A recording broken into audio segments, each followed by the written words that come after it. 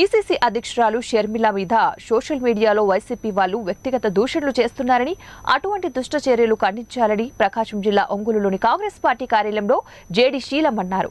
త్వరలోనే డీజీపీని కలిసి అటువంటి పోస్టులు పెట్టే వారిపై కఠిన చర్యలు తీసుకుంటామని కోరారు.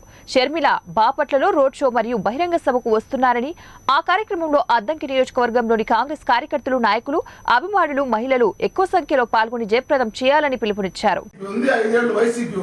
వీళ్ళు ముగ్గురు ఎందుకు చేయలేదు? ఒక్క కారణం చెప్పానండి.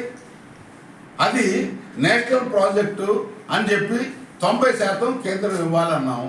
తర్వాత 2014లో ఒక క్యాబినెట్ మీటింగ్ జరిగింది మన్మోహన్ సింగ్ గారు.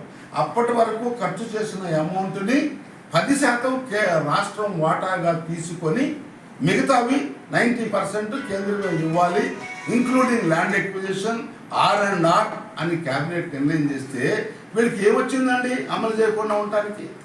పుట్టి సాకులు చెప్తారా? పోలవరం నిర్మాణం చేయటం ఇష్టం లేదు వాళ్ళకి. ఇంతమంది ఎన్ని లక్షల క్యూసెక్ నీళ్లు సముద్రం పాలవుతూ ఉన్నాయి. రాయలసీమకు ఉపయోగం, మనకి ఉపయోగం.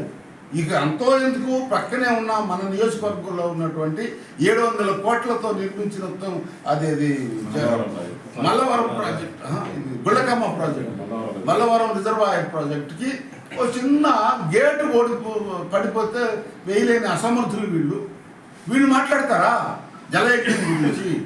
రాజశేఖర రెడ్డి గారు ఏదైతే చేశారో అంతవరకే నిలిచి ఉన్నాయిగా, ముందుకు ఎందుకు వెళ్ళలేదు? అవి పూర్తి చేసే బాధ్యత మాది అని అంటున్నాం.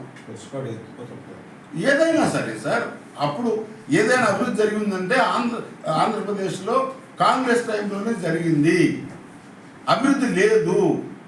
వీళ్ళు చెప్పేవన్నీ ఊరికి రోడ్లకు మాస్కులు వేసి అభివృద్ధి అని చెప్పి చూపిస్తున్నారు. దయచేసి గ్రహించాలి, కాంగ్రెస్ చెప్పింది చేసేటువంటి పార్టీ. ఓకే, విభజన చేసాం,